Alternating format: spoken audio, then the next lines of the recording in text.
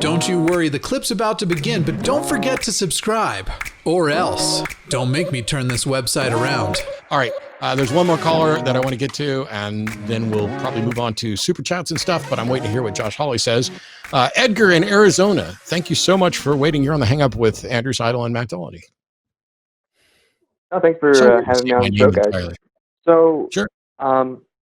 This is an interesting moment. In your opinion, how does this event compare with 9/11?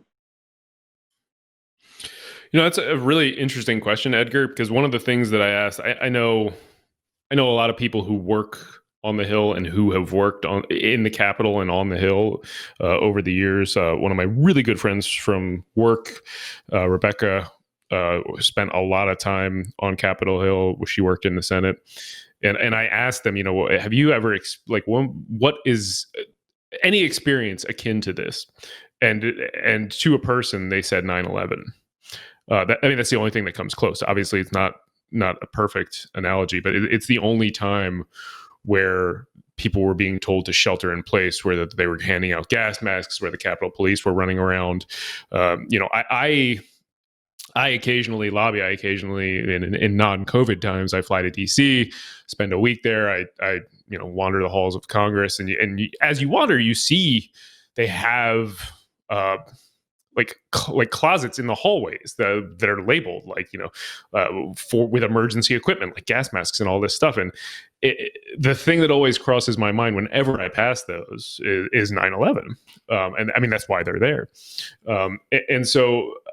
I don't think that outlandish an analogy. It's the last time we've seen the Capitol shut down like this. And again, these are the people who are claiming to make America great, bringing America that low. That is the only thing that we can point to that is similar.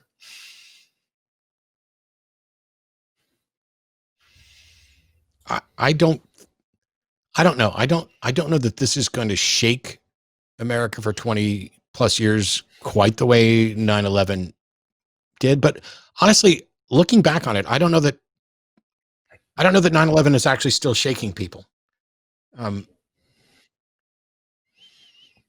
It's 20 years later, and while we changed some things about the United States, I don't think the actual events of 9/11, that was something where we were attacked and we joined together and it bolstered us. And so there's good parts to this. There's no good part to this. For the past 4 years, an unqualified, uneducated, unintelligent, unpatriotic, undiplomatic, unpresidential toddler has been running the United States, and a bunch of suck-up sycophants who are more interested in power have been enabling him. To watch what happened today, I don't give people credit for waking up when their alarm goes off for the 18th time, and that's what this is. The finale of Republicans saying, oh, I'm done hitting the snooze. Now that the election's over and it's time to certify the results, now I'm going to wake up. I don't think you get credit for that. Just like I'm not going to give credit for somebody for not stabbing me in the throat. I mean, congratulations. I'm glad that you had, despite those urges to stab me in the throat, you decided not to, but I'm not going to buy you a fucking a box of chocolates for not, fucking me up. So I don't know what the impact of this is going to be. I just know that it's not going to end, and it's not going to end on January 20th either. Hopefully it will start to fade, and I think that's the best we can hope for. Yeah, I don't think it'll fade without a fight. I think we have to fight to push it back to the fringe whence it came. That is what it means to fight against Christian nationalism. It's not going to go there voluntarily. They're raging against the dying of their privilege. That's what's happening right now, and we need to continue to fight against that. And yeah, I didn't mean to suggest that it's going to be on the same level in terms of shaping our national ethos and our, for instance, our path forward in foreign policy or anything like that. I just meant watching this. The only analogy I can remember in terms of seeing your capital shut down, seeing your government shut down like this. I guess other than the government shutdowns, is 9/11. Obviously, infinitely smaller scale, but yeah, this is from within too. So that's also an interesting point. Yeah, go ahead, Edgar. Sorry. Please. Continue, Edgar. I'm sorry. I was just based on what both of you just said. Do you think that even though today's attack at the Capitol is I guess in comparison, it's smaller in scale compared to 9/11, but do you still think that there's something much more pernicious about the way that Americans are reacting to it? Because as Matt said, and I was too young to remember 9/11, I was only 5 years old, but people around me have told me that, yeah, there was this sense in the zeitgeist where everyone felt a lot more unified, whereas today, as we're seeing events roll out in real time, there are still Americans who are having, throwing that conspiracy theory. Oh, these aren't Trump supporters. These are really Antifa in disguise. What do you guys think about that?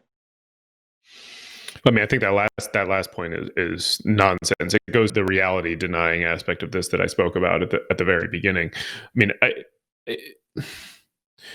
this is a different nation. It is divided. It is not unified, and it's not going to be unified in the wake of this, I don't think. I mean, and it kind of goes back to what the last caller was at. I don't remember. I apologize. I forget his name. Asked about whether or not terrorism was too strong a word to apply to this, and we got sidetracked again and missed answering that question. But I mean, terrorism, for a lawyer at least, has more of a specific definition where it is an act of deliberate violence against a third party against an innocent third party to get a government to take some sort of action. I'm butchering that a little bit, but it's been a while since I took terrorism, took terrorism as in took that class when I studied international law.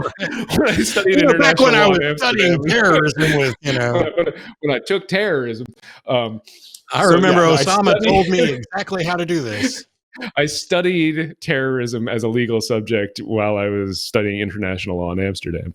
I mean, so that's a basic definition. So this does not meet that definition, right? Like, I don't think these people were storming the Capitol to deliberately kill innocent people in order to get our government to do something. I do think they were storming the Capitol in order to get the government to do something that they wanted to stop this legitimate election moving forward. And I think that rises to the level of sedition. I don't think that would meet the definition for terrorism or domestic terrorism. So it's certainly not like 9/11 in that sense. And I'm not trying to walk back what I said at the beginning, likening this to 9/11. I'm trying to clarify. I simply mean that in the respect of seeing government buildings overrun and attacked in this way, even though it is significantly different. Yeah, this is internal. It's the difference between somebody breaking into your house and having a family squabble that gets terrible, like at Christmas, where people are throwing food and breaking plates and shit like that. I've never had that, but I can certainly imagine that happening. And at least in this sense, we're just we're just dealing with it in here. I appreciate the question, Edgar, and thank you so much for calling in. Thanks, Edgar. I think time will tell, but you get to decide. If you want, you could tell us to fuck off and hang up, and that would actually make my day. No. The three of us here are all very, very sweet. So I'm just going to say good night. Okay. Hope you guys have I appreciate good night that you're being a better. See you guys later. I appreciate that you're being the bigger person. Right, Genuinely, one of my biggest points about this whole "tell me to fuck off" is that it's words. It's if not people a are sentiment. angry right now like we are, they could, take out some of that anger on us without any repercussions. We'd be like, yeah, we get it. Yeah. Hey, thanks for checking out this clip for The Line. While you're here, hit that like button, hit subscribe, turn on notifications, and then share this with that bitter uncle of yours who loves talking about the good old days.